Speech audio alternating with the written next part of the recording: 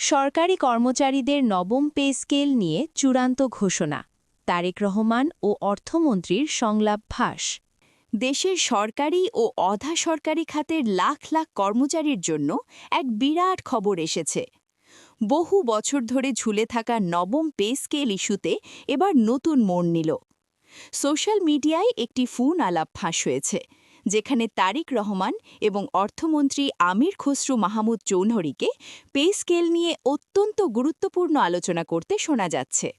ফাঁস হওয়া তথ্য অনুযায়ী নতুন সরকার পূর্ণাঙ্গভাবে দায়িত্ব নেওয়ার আগেই পে স্কেল দ্রুত কার্যকর করার জন্য আগের অন্তর্বর্তী সরকারের তৈরি করা পে কমিশনের চূড়ান্ত রিপোর্ট জমা দেওয়া হয়েছে। অর্থমন্ত্রী নিশ্চিত করেছেন যে বর্তমান অর্থনীতি বিশ্লেষণ করে পে স্কেল বাস্তবায়নের প্রয়োজনীয় খরচ বাজেটের মধ্যেই রাখা হবে। ফোন কলে তারেক রহমান অত্যন্ত কঠোর ভাষায় পে স্কেল বাস্তবায়নে আর কোনো বিলম্ব না করার নির্দেশ দিয়েছেন। তিনি উল্লেখ করেন যে বারবার কমিটি গঠন, ফাইল চালাচালি এবং প্রতিবেদন জমার দীর্ঘ প্রক্রিয়ায় মাঠ পর্যায়ের কর্মচারীদের মধ্যে চরম ক্ষোভ ও অসন্তোষ তৈরি হয়েছে।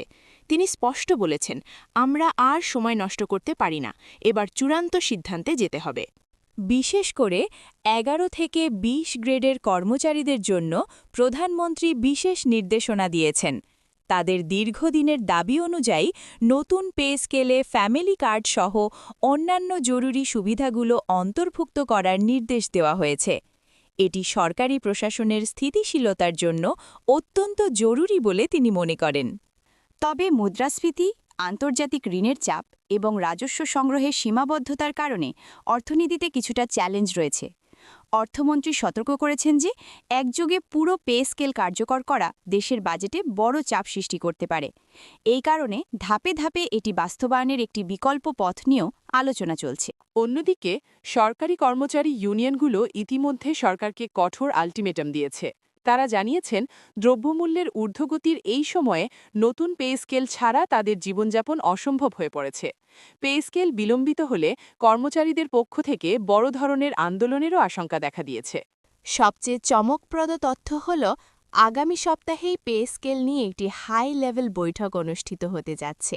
জানা গেছে, এই বৈঠকেই নবম পে স্কেলের চূড়ান্ত কাঠামো, নতুন বেতন স্কেল এবং ভাতা বৃদ্ধির সর্বশেষ পরিকল্পনা ঘোষণা করা হতে পারে। সরকারি কর্মকর্তা ও রাজনৈতিক বিশ্লেষকরা এই বৈঠকের দিকেই তাকিয়ে আছেন। রাজনৈতিক বিশ্লেষকরা মনে করছেন, এই ফোন কল ফাঁসের ঘটনাটি সরকারের স্বচ্ছতা এবং দায়বদ্ধতার একটি বড় বার্তা বহন করছে। নতুন সরকার যদি দ্রুত পে স্কেল কার্যকর করতে পারে, তবে এটি দেশের সরকারি খাতের সংস্কার এবং কর্মচারী কল্যাণে এক ঐতিহাসিক মাইলফলক হয়ে থাকবে।